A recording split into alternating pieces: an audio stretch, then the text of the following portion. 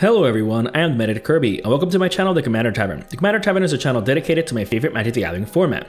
The Brewery is a series on this channel showcasing my spicy brews under the deck text. This episode of The Brewery is a Halloween special, so I'll be discussing a very scary and on-theme commander, the main monster from the Stranger Things secret lair, Mind Flayer the Shadow. If you like this deck or any of the cards I'll be mentioning throughout the video, please consider using my TCG Player affiliate link when purchasing those cards. You can find that link down in the description. It'll really help out the channel. The best way you can help support the channel is with my Patreon. For just $1, patrons get early access to certain videos on YouTube. In fact, patrons got a chance to see this video earlier. You can also support my channel for free by simply liking, subscribing, and sharing, which also helps out a lot. You can join my Discord server for free if you want to join the Commander Tavern community. All pertinent links are down in the description. Alright, let's get back to the episode.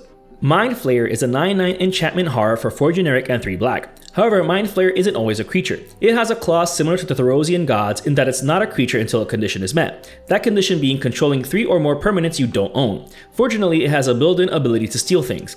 At the beginning of your end step, you exile the bottom card of each opponent's library face down. You can look at them whenever you want and spend mana of any color to cast any permanent spells from among them. Granted, timing restrictions still count. So while this commander costs a whopping 7 mana to cast, it's not that difficult to pull off in mono black. Then, when you do meet the condition, you get a 9/9 beater. Unfortunately, it doesn't have Shadow even though it's in its name. While Mind Flayer is clearly from the Stranger Things show, if you don't like the immersion break, they're going to be reprinted in MTG IP form in Streets of New Capenna set boosters, so there's that to look forward to as well. You can get ideas here and then to build them outside of the Stranger Things IP. I feel like this would be the easiest one to change since you can still technically keep the name and just change the art into something from Dungeons & Dragons. The Mind Flayer is a monster from that IP anyways. Plus, we're getting another D&D crossover set soon as well. In any case, on with the deck tech.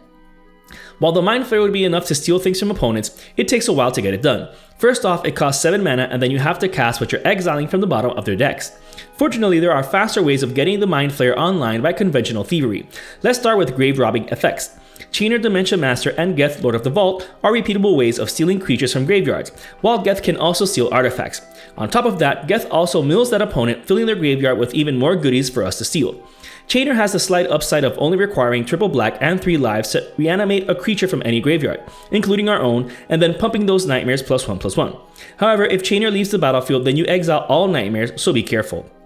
Dredge of the Mire and Rise of the Dark Realms are 2 more ways of stealing creatures from opponents' graveyards, albeit one-time use only since they're sorceries.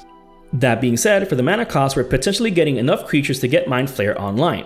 Rise of the Dark Realms is a potentially game-ending spell when cast near the end game when graveyards are full of goodies. With a mono black deck, not only can we ensure graveyards are full of creatures, but that we can accelerate the mana to cast these fairly easily as well.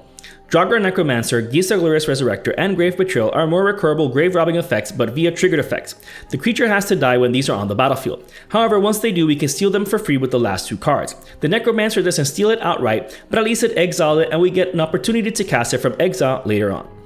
Thrilling Encore does something similar but at instant speed. This card is amazing follow-up after a board wipe, whether cast by an opponent or us. In fact, thanks to all the mana acceleration of the deck, we can viably cast In Garruk's Wake and Plague Wind relatively easily. Not only do these clear the board for our creatures to get through, but it fills opponents' graveyards as well as obviously just getting rid of creatures in general. If we have enough mana left over, casting Thrilling Encore or Rise of the Dark Realms afterwards is just icing on the cake. But this requires a ton of mana. Speaking of, Herald of Leshrac helps us steal lands. It is a bit hefty to cast, but once we get it out, we're stealing plenty of lands as the turns pass. Each upkeep we steal an additional land. In a multiplayer game, this cumulative upkeep will be plenty easy to maintain. This also helps us very easy turn the Mind Flayer into a creature after just 2 upkeeps. It That Betrays and Tergrid God of Fright helps us steal any permanent at all, creature or not, so long as it's sacrificed, or in Tergrid's case, discarded as well, since she triggers on both instances. Not only are these cards incredibly oppressive on their own, but even more so in this deck dedicated to playing with your opponent's cards. It That Betrays is also pretty ruthless, being 11/11 and having Annihilator too. Best of all, it doesn't self-shuffle like the Eldrazi Titans, so we can potentially reanimate it to cheat it into play. Tergrid's backside isn't used at all in this deck, especially since her front face is what we want to have to steal permanents when they're discarded or sacrificed. In fact, Demon's Disciple, Plaguecrafter, Fleshback Marauder, and Merciless Executioner are included not only as solid removal effects, but because they synergize so well with the deck's goal. We want creatures dying in mass. We want graveyards filled with creatures, and if we're able to get 3 creatures at once, then awesome, especially if we can steal them afterwards with those effects that steal creatures upon dying or getting sacrificed. Speaking of, Dictate of Erebos and Grave Pact, my 2 favorite mono-black enchantments, are obviously included in the deck. Whenever any of our creatures die, the table has to sacrifice a creature of their own. These go great with It That Betrays and Turgid, but with Gisa as well since the creatures she steals gain decay. So at the end of combat when they attack, they get sacrificed. Keru Mind Eater and Lord of the Void are some more Thievery effects but are tied to combat. Both need to connect in order to trigger. The Demon is going to have an easier time since it has flying. Not so much so the Vampire since Menace isn't as good in terms of evasion. That being said, if they are able to connect, it's yet more things that we can potentially steal. The Mind Eater is especially amazing since it could cast any spell or even play lands exiled from an opponent's hand. We don't have the mana clause, but we do have things to deal with that, which we'll soon see. Mask of Gristlebrand and Loxodon Warhammer are included to make creatures like these and our commander more dangerous. Getting flying or trample makes it easier to get through. Not only that, but the equipped creature gets lifelink as well. As a bonus, the mask lets us potentially draw a ton of cards when the creature dies. Sword of Sinew and Steel gives the equipped creature relevant protection from red and black, 2 of the primary colors of burn and removal. Protection also makes it impossible to block equipped creatures with creatures of those colors. Then when the equipped creature connects, we can destroy an artifact or planeswalker. While this removal is tied to combat damage, it's still good at filling graveyards with goodies, especially since some of our Thievery effects can get artifacts and planeswalkers. Rogue's Passage makes the creature outright unblockable. While these 3 cards help with creatures and other effects that depend on getting through with combat damage, the fact remains that our commander is a 9/9 creature. Any slight pump and it's a turn 2 clock, so being able to get through with it can end the game even faster. Getting back to the Thievery effects, Mind Leecher and the Eldest Reborn help steal things from triggers as well. The Mind Leecher has to mutate in order for its effect to happen, but that's even better since it's cheaper to mutate than cast, and the deck has no shortage of non-human creatures. The Saga is great because it's so disruptive. And then at the end we can pick the best creature or planeswalker from amongst those in opponent's graveyards. Opposition Agent and Praetor's Grasp steals the cards straight from an opponent's library. The best part of these spells is that you can choose a land if you wanted to, since they're not restricted to spells. However, only Opposition Agent lets us spend mana of any color to cast it, unlike Praetor's Grasp. But again, we don't have to worry too much about that. The best things to steal with these cheap spells are any cheap mana rocks like Soul Ring or Mana Crypt anyways that we can find from the deck in order to accelerate our mana even further. If it's in the late game, then any bomb that might help us end the game as well. Cunning Rhetoric is another way of stealing things from an opponent's library, but only if they attack us or a planeswalker we control. It is restricted to the top card of our library, but if we exile a land we can still play it, which is great. Also, we can spend mana of any color to cast that stolen spell as well. So its ceiling is Thievery and its floor is attack deterrence, which is great. Speaking of, Dread and No Mercy are included for the very same reason. At worst, they're attack deterrents, but at best, they destroy any creature that hits us. With our Thievery effects, opponents might think twice because then we get those creatures they use to attack us. Opponents might wait until they're able to Alpha Strike us, but by then it might be too late. In fact, Whip of Erebos and Exsanguinate are included for good measure. Plenty of players hate Thievery decks and we might be targeted from the get-go. Also, the deck might start off a bit slow in its aggression, giving aggro players a head start against us. Giving all of our creatures life gain is one way to mitigate that damage, as well as give us more fuel for those effects that require paying mana to activate or use. Exsanguinate can also potentially win the game if we're able to sink enough mana into it. As a bonus, the Whip can also let us reanimate a creature even if we permanently lose it afterwards, but desperate times call for desperate measures. As for having a bit more control over what the Mind Flayer can steal from the bottom of libraries, Junk Troller is included. You can tap it at instant speed to put any card from a player's graveyard into the bottom of their library. So if there were a specific permanent in their graveyard that we wanted to steal with Mind Flayer, we can bottom deck it to then exile it afterwards and then cast it when we can. While this effect is great, it's not that entirely necessary in the deck and just one is good enough. However, if you want to also include the other two, Clockwork Archivist and Rado Lantern, you can. But testing the deck, I found that you really didn't need so many of these effects. Plus, these require mana to activate, while the Junk Troller is free. So in the end, I cut them both and just kept Junk Troller. Chromatic Lantern and Mystic Skull help us solve that problem that I mentioned earlier with the effects that don't give us mana of any color to cast exiled spells. Well, Mystic Skull needs to transform into Mystic Monstrosity in order to have the same effect as a Lantern. Thanks to these cards, we can tap our land for any color mana, not just to cast stolen spells, but to also activate any of them should they have activated effects that require paying mana outside of our colors. For that, the deck's also running Exotic Orchard, Mana Confluence, and City of Brass. While the deck is mono black, we still need ways of generating mana outside of their colors. These 3 lands are the best for that. Since these effects that don't let us use mana of any color are actually in the minority, these 2 artifacts and 3 lands are more than enough to help us out. The following cards in the deck are the essential card advantage responses and mana acceleration of any deck.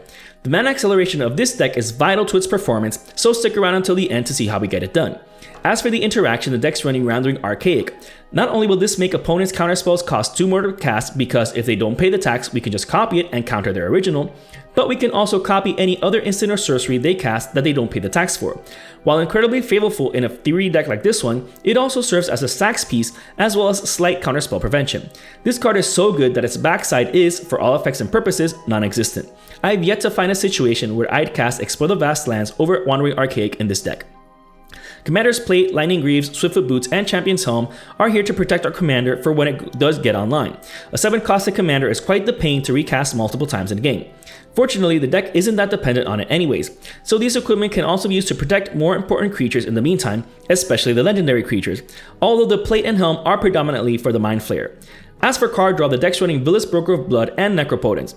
Villas not only deters attack because he's a huge blocker, but because we can simply choose to not block and then draw into a ton of cards. He also has a built-in life loss outlet which allows us to draw 2 cards for just 1 black mana. Necropotence on its own helps us draw into a ton of cards, but combined with Villas has us drawing twice as many. In fact, we first draw a ton from Villas and then we exile the cards that will later enter our hand. These are some more reasons why we have some life gain effects in the deck. Same with Succumb to Temptation, Night's Whisper, and Read the Bones. These aren't as impressive as the last 2 nor Mask of Gristlebrand, but they get the job done, especially in the early game. Drawing 2 cards for 2 life is always a good deal, especially in black. Alright, now finally onto the mana acceleration of the deck. Again, it's crucial for the deck to never run out of steam as well as ways to cast spells, especially since we can also cast our opponent's spells. Fortunately, black isn't too far behind in land-based ramp. Liliana of the Dark Realms' first ability might not put the swamp directly into play, but it puts it into our hand, essentially having us never miss a land drop. The deck is running 23 snow-covered swamps, so I'm pretty sure we're never running out of swamps to get with Liliana or our other basic land ramp effect. Her -3 ability is some more interaction by giving -X to any creature, where X is the number of swamps to control. However, we can also pump a creature for that same amount, which is amazing with our commander, an already large creature, or a creature with lifelink. Her emblem is simply amazing. It's not that difficult to get to either. She might need to stick around for 4 turns, but with all of the creature destroying effects we're running, plus all of the blockers in the form of our own creatures, plus stolen creatures, she'll be very difficult to get to with a creature. Tapping our swamps for quadruple mana is just insane. While the emblem isn't the main reason for running her, if you can get it, do so.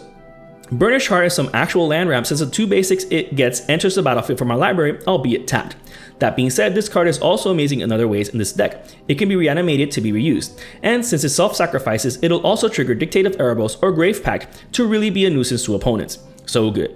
Sword of Hearth and Home and Sword of the Animist are some more ways to ramp for basics in the deck. The first one only triggers on combat, while the second one on attack, which is significantly better since it doesn't matter if the creature gets blocked or not. They both pump the creature as well. However, Sword of Hearth and Home gives protection from 2 significant colors as well as providing a blink enabler too. Just make sure you don't blink a creature you don't own. Sword of Feast and Famine, the third and final Sword of X and Y in the deck, is amazing mana acceleration since it untaps all of our lands upon the creature connecting. As if that weren't enough, the opponent has to discard a card as well, filling their graveyard with even more goodies. There's a reason this is the undisputed best of this unfinished cycle. Combined with the lands in the deck that tap for massive amounts of mana, this sword is too good here. Speaking of, Nyx Lotus and Nykthos Shrine to Nyx are 2 such permanents that tap for a ton of mana in the deck. However, the sword only untaps Nykthos. That being said, these are obviously amazing in monocolored decks, and this deck with so many black mana symbols is no exception. Same goes with Magus of the Coffers, Cabal Coffers, and Urborg Tomb of Yawgmoth. While the sword won't untap the Magus, untapping Cabal Coffers is good enough. Urborg turning all of our lands into swamps is not only amazing with Liliana's emblem, but with the Magus and the Coffers as well, so obviously includes. Same with Lake of the Dead and Cabal Stronghold. While the Stronghold is obviously a nerf on the Coffers, the deck is running 23 basic swamps as well as ways of getting them, so it'll still do some work. Lake of the Dead is so crazy good here. It doesn't care if the swamp is basic or not. In fact, you can even sacrifice a tap swamp, and then it taps for quadruple black. So good. And even better when untapped with a sword. Ancient Tomb and Temple of the False God don't generate as much mana as the other lands, but are still good nonetheless, especially since alone they're enough to activate Nykthos and Cabal Coffers. Deserted Temple is another amazing land untapping effect. Being able to untap Nykthos, Cabal Coffers, Cabal Stronghold, or even Lake of the Dead will help us get such a boost in mana. Besides Liliana's emblem, Crypt Gas, Nirkana Revenant, and Extraplanar Lens help our swamps tap down for an additional black mana. The lens is the reason why the deck is running 23 snow-covered swamps instead of normal swamps. These permanents do some serious work. As a bonus, Crypt Gas having Extort helps us gain 3 life with each spell we cast that we pay an extra black for. The Revenant is also amazing since it has a mana sync ability that pumps it for just 1 black. It might be enough to take a huge chunk of life from an opponent and potentially gain us that much life if it had a lifelink. Bubbling Muck, the black sorcery speed High Tide, can also help our swamps tap for more mana. Keep in mind that it can also help opponents if we had Urborg out. That being said, for just 1 black mana we can potentially double the amount of black mana we can generate that turn, which goes a long way, so it's worth the include. Jet Medallion also helps in not necessarily increasing our mana production, but reducing our mana cost. This effect is very strong, especially if we get it very early on. Another obvious include here. Same with Keurig, Son of Yawgmoth. Turning all of our black mana symbols into black Phyrexian mana symbols is no joke. This can help us accelerate our game very early on. We could even use it with Total Abandon once we're able to give all of our creatures lifelink with Whip of Erebos. Keurig even has lifelink of his own, so pumping him and swinging with him will also help us out. Such a strong card here. Jewel Lotus and Dark Ritual help us getting our commander earlier on, possibly as early as turn 2. However, once out, we'll choose between casting our own spells or our opponent's spells. Fortunately, Dark Ritual can be used on any of our spells or effects, so it does some serious work. Finally, Mana Crypt, Mana Vault, and Soul Ring obviously help us out. These fast mana effects are obviously in the deck and require no further explanation than fast mana is the best mana. Although, fortunately, the deck does more with land ramp than mana rocks or mana creatures, which makes our mana acceleration less susceptible to rats. However, as with all of my deck techs, you don't need to run the more expensive mana acceleration pieces like Lake of the Dead, Jewel Lotus, Mana Crypt, Mana Vault, Ancient Tomb, etc. You can very easily swap these out for budget substitutes and the deck will still run just as fine. This brew is just an idea of how to build around the Mind Flayer. While the Mind Flayer is quite hefty at 7 mana and there are potentially better commanders for the Thievery archetype, even in mono black, at least it's a nice change of pace since you're able to potentially get 3 things to steal each turn if you're exiling non-land permanents. Even if the Stranger Things aspect is immersion breaking for you, it isn't as apparent as the other characters, especially considering that the Mind Flayer is a D&D reference anyways. That being said, an MTG IP version of it will be printed in Streets of New Capenna set boosters anyways. But if you were considering building this commander, hopefully you got some ideas. If you're interested in the deck list of this spicy brew of mine, you can find a link to it down in the description. I would like to thank all my patrons for supporting me, and a quick shout out to all my higher tier patrons, the brewers, for their patronage. I'd also like to thank anyone using my TCG Player affiliate link, that also helps out the channel. And to everyone, thanks for watching this episode of The Brewery on the Commander Tavern. I am the Meta Kirby, and happy brewing.